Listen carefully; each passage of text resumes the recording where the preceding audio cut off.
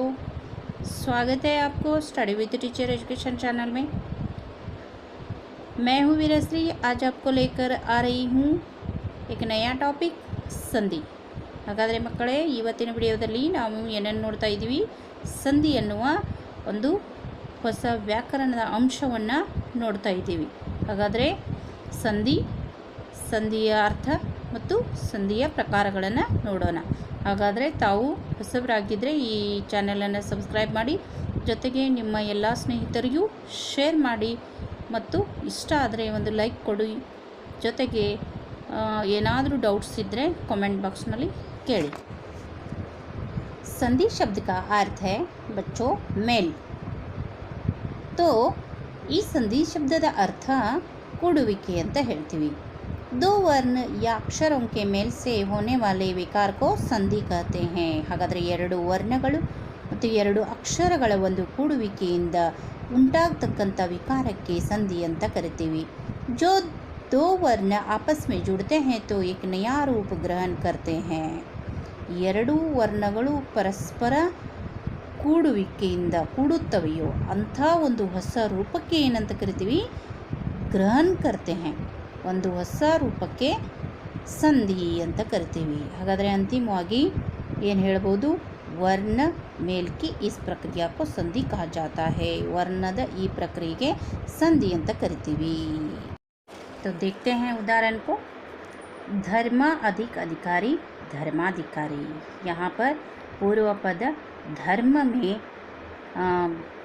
म में अ स्वर है और उत्तर पद में पहला स्वर है अ, जो इधर देखिए अ अधिक अ क्या हो गया?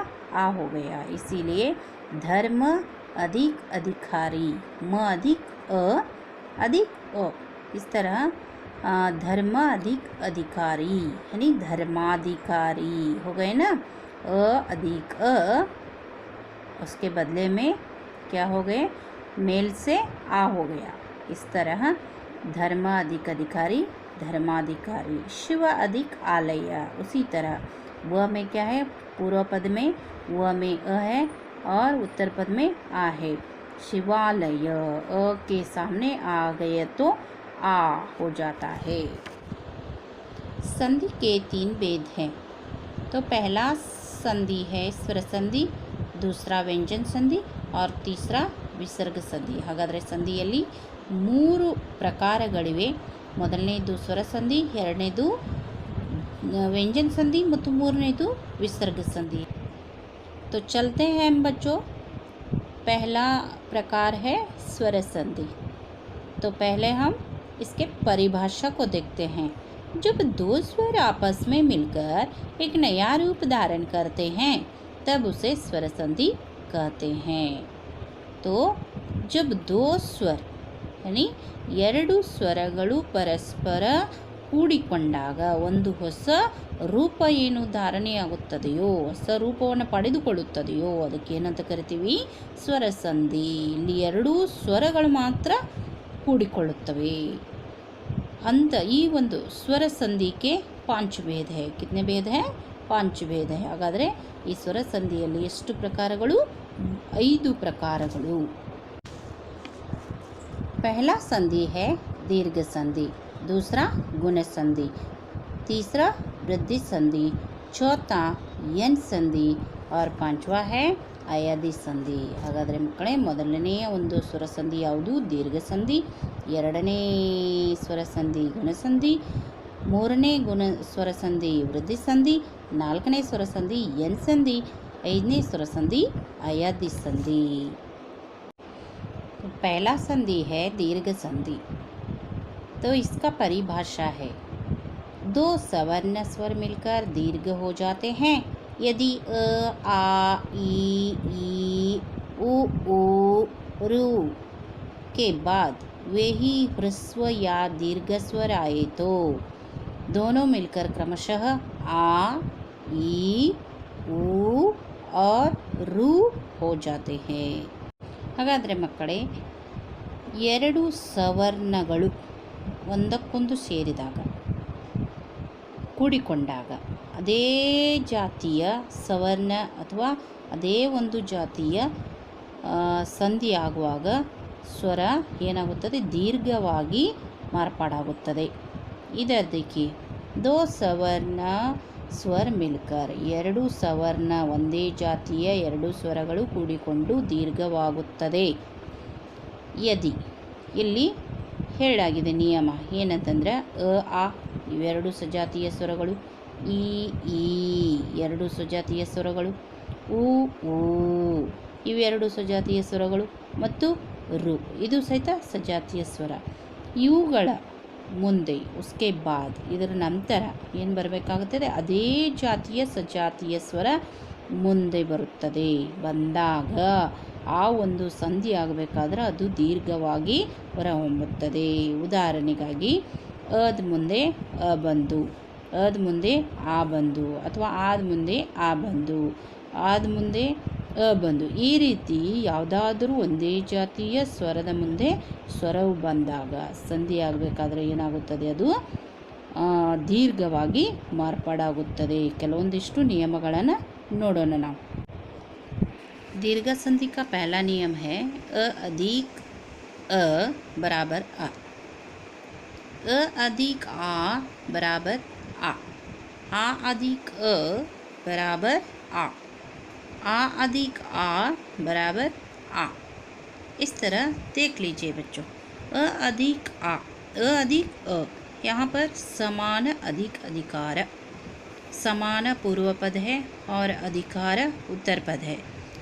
पूर्व पद के अंतिम अक्षर न है, तो यहाँ पर न में कौन सा स्वर है, न अधिक अ होता ही है।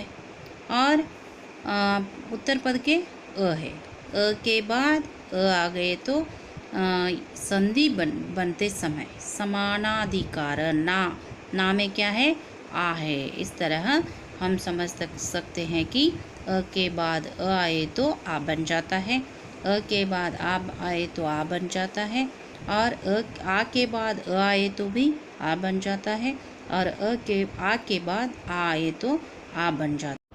ಹಾಗಾದರೆ ಇಲ್ಲಿ ನಾವು ನೋಡ್ತೀವಿ धर्माधिक आत्मा धर्मात्मा, म में क्या है, अ है, और उत्तर पद में आ आत्मा आ है, और दोनों के अ और आ के मेल से धर्मात्मा आग हो गए।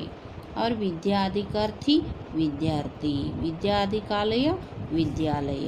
और दूसरा नियम को देखेंगे, ई अधिक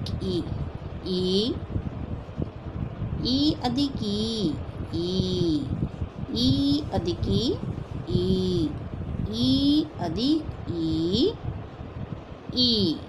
इस तरह जो ई के बाद ई आता है तो ई दीर्घ ई बनता है, ई के बाद दीर्घ ई आए तो दीर्घ ई बनता है, दीर्घ ई के बाद ह्रस्व ई आए तो ई बनता है दीर्घ ई। दोनों दीर्घ ही हो तो भी दीर्घ ही बनता है, जैसे यह सवर्ण दीर्घ संधि का नियम है।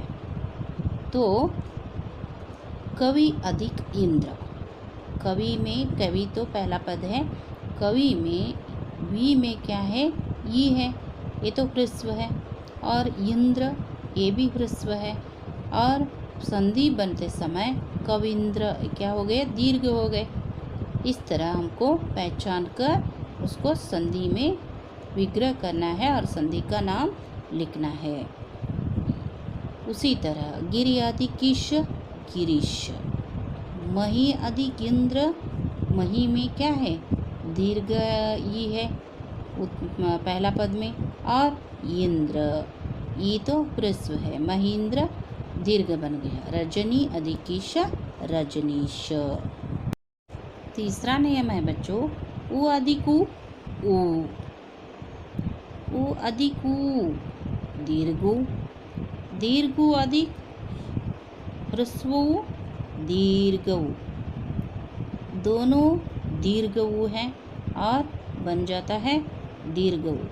जैसे हम उदाहरण के साथ देख लेते हैं, लघु अधिक उत्तर, लघुत्तर, लघु में क्या है, गु में ऊ है, ह्रस्व ऊ है, वो पहला पद में, और दूसरा पद उत्तर पद में ऊ तो उत्तर ऊ है, दोनों मिलकर उनके मेल से क्या हो गया लघुत्तर। दीर्घ लघु भू में क्या है दीर्घ ऊ है। इस तरह सिंधु अधिक ऊर्जा, सिंधु ऊ है ह्रस्व ऊ, और ऊर्जा दीर्घ ऊ है सिंधुर्जा, क्या हो गया सिंधुर्जा। वधु अधिक उत्सव वधूत्सव, भू अधिक ऊर्जा भूर्जा। इस तरह आपको पहचानना पड़ता है। इसमें अंतिम नियम है रु अधिक रु रु, ये भी सवर्ण स्वर है। यहाँ पर देख लीजिए पितृ अधिक ಋಣ, ಪಿತೃದಲ್ಲಿ ಏನಿದೆ ತೃ ರು ಇದೆ, ಋಣ ರು ಇದೆ, ಇವುಗಳ ಎರಡೂ ಕೂಡುವಿಕೆಯಿಂದ ಏನಾಯಿತು ಪಿತೃತ್ವ ಋಣೆ ಬಂತು, ಹೀಗಾಗಿ ಇದು ದೀರ್ಘ ಸಂಧಿ।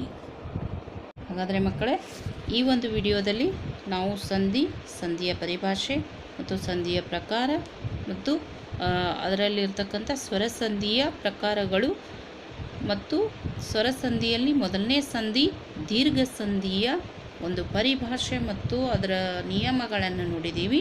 ಜೊತೆಗೆ ಮುಂದಿನ ವಿಡಿಯೋದಲ್ಲಿ ನಾವು ಮುಂದಿನ ಒಂದು ಸಂಧಿಗಳನ್ನು ಚರ್ಚೆ ಮಾಡೋಣ। ಅಲ್ಲಿಯವರೆಗೂ ಶುಭವಾಗಲಿ, ಧನ್ಯವಾದ।